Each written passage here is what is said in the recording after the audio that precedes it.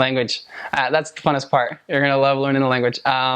It's called Malagasy, and the language itself is, I believe, Austronesian. It's its own language. No, it doesn't exist anywhere else on the planet, and it is extremely emotional, but it's also very, very patient. Learning the language, you have to focus on what is coming towards the end of something someone's saying. So you have to remember what's happening throughout an entire conversation.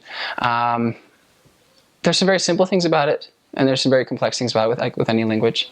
It's an extremely phonetic language. Once you start reading it, it's very easy to connect the two, because they use the English alphabet, and they don't have certain letters. I think there's 6 letters they don't have. They don't have a C, Q, X. I'm missing a couple. W. They don't have a W.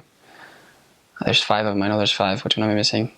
I can't remember. But there's a few letters that are missing. But they use extreme phonetic sounds, and so what you focus on is just getting the accent. Lots of common phrases. They'll say "manawan." That's like saying hi, "manawan." Also, I guess with language, there's about 19 dialects on the island. As far as missionary work goes, you only get exposure to about 5 of them, maybe.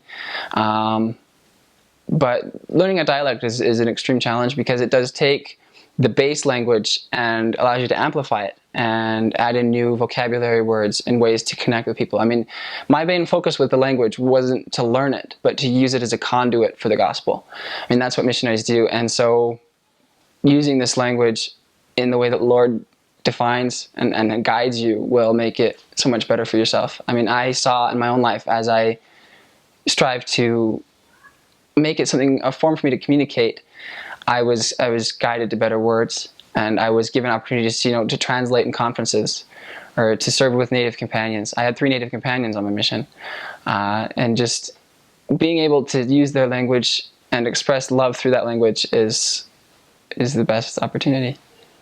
In prayer, you have your own prayer kind of language. There's certain things you always talk to. You're always talking to Heavenly Father about us, so you separate yourself from Him. So lots of times you'll have trouble with that. Just when you're talking about prayers, focus on talking about yourself and those with you disconnected from Heavenly Father. So you're talking to Him for yourself.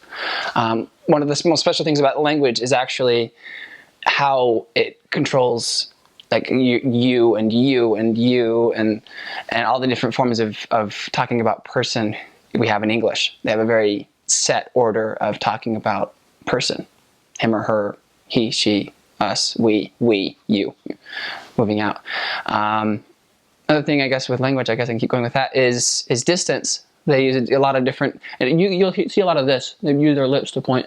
Hand me that thing over there. They'll do a lot of that. So that's always a lot of fun. You start picking up on that stuff. I do that now, and people are like, what's wrong with you?